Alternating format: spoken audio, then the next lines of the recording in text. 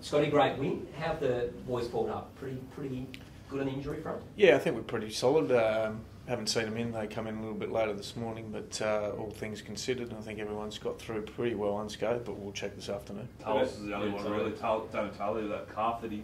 Yeah, he just got a calf caught, so he should be okay. So pretty confident he'll get up for the Giants? Well, we're confident at the moment, yeah, but we'll give him the week. Unrelated to the other injury? Yeah, unrelated, yeah. Cool. And a chance to get a couple of players back as well, Douglas and McGovern? Yeah, they're a chance. Dougie was close, but we probably thought just needed another week on the track. So he'll train fully this week, so he gives us another option. And Mitch clearly was right up to the line, but we'll see how his shoulder is when we do our main session this week. But yeah, we're hopeful. Yeah. What was the concern with Mitch in terms of how bad is the shoulder? Oh, well, it was bad enough not to play. We just need to make sure that he's 100% right. As you know, going into a showdown in a highly contested game, we needed to make sure that he was right.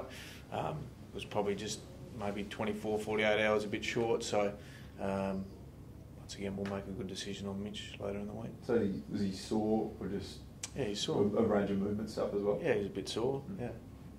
And I guess, Scotty, it keeps the dream alive of top 8, which is nice. You can get to go one more week. Yeah, no, absolutely. I mean, once again, finals is destiny in your own hands, so we can't worry about other results. All we can worry about is what we do, and GWS clearly another tough assignment up there this week, and you know they're playing pretty good footy, so another great test for our group. In terms of benchmarks, and you'll go up to the midfield, they're probably not as blue chip in the league as GWS. A tough gig.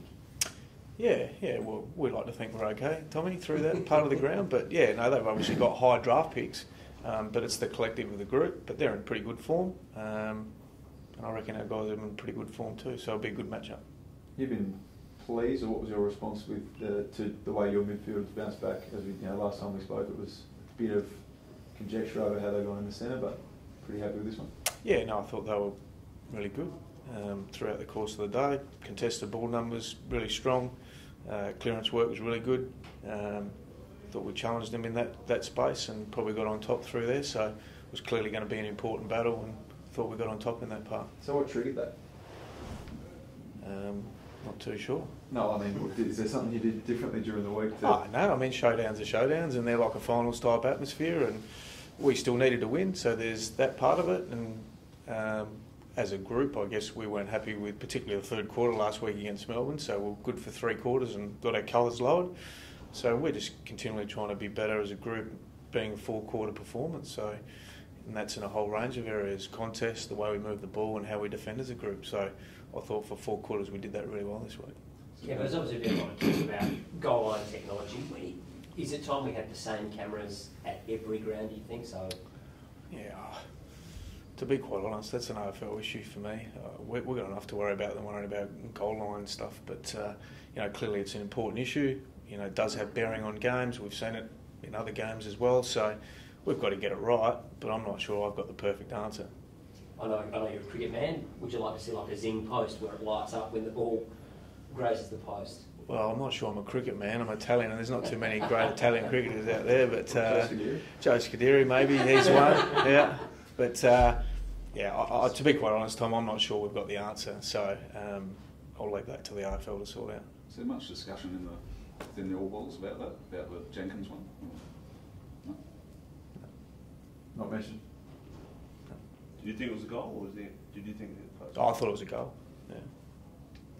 It all come about though because Josh was not overly honest, but because he said he thought it was a point. Well, he thought it was, and clearly on the ground he thought it was, but I'm not sure it's as conclusive as everyone thinks it is. And they made the decision. The umpire called it a goal, so we move on.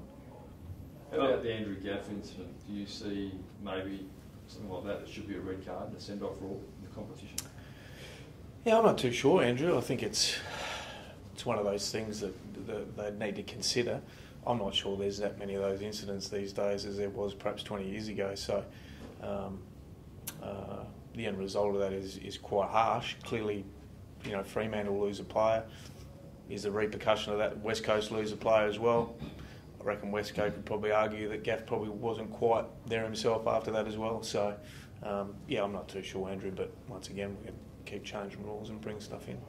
But that happens in the grand final, though, and especially if it's, say, early in the game. it's still up for grabs. It can have a big impact on the result. Yeah, but as I said, it can have an impact the other way too. Their best player, potentially, emotionally, mentally, is not engaged as well. So, big milestone for David McKay this week of the year, selected against the Giants, 200 game. Tell us a bit about, obviously, just came back on the side last week after injury, played pretty well. How do you sort of describe his impact here at the club and what he's sort of given to the team? Yeah, I mean, if you had 45 David McKays around your footy club, you'd be in really good shape. He's a great person, puts the club before himself, works bloody hard. Really important in terms of he'll do anything for the team. You give him feedback, he works hard on what he needs to get better at. And I think, the last 18 months he's improved out of sight with the way he's played.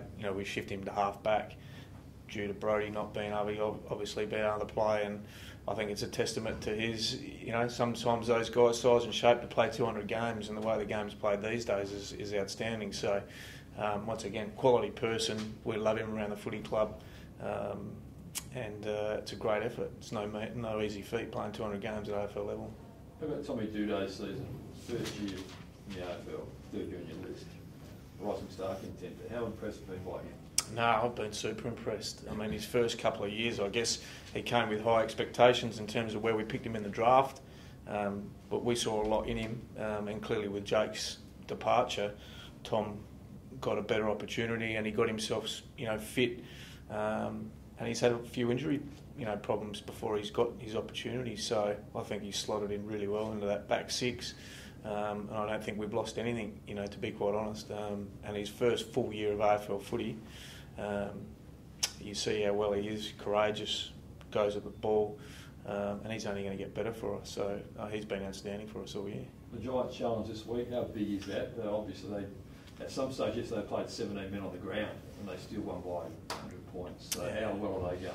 Yeah, no, they're going well. I think they've won 7 of the last 8 or 8 of the last 9, I think.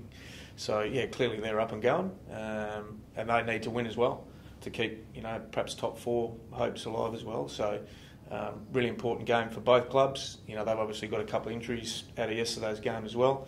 But history says we play pretty good footy against them. I think we probably should have got the W out here last time we played them. So we always match up pretty well against them, but, they're a quality team. What's Adelaide's form like in Canberra? Is it ground change? I don't know, is it snowing there? Yeah, I'm not too sure. It will be cold, I would imagine. But there's posts at either end there and there's grass there, and we'll just take it as it is. Funny that. Do you do a Port Adelaide and take a microwave onto the bench for a cold game like that? That hasn't been brought up, but no, I'm not too sure. No microwave to... I wouldn't have thought we'd have a microwave up there. You're more a wood-fired oven type man yourself, eh? Well, we're real traditionalists there, aren't we?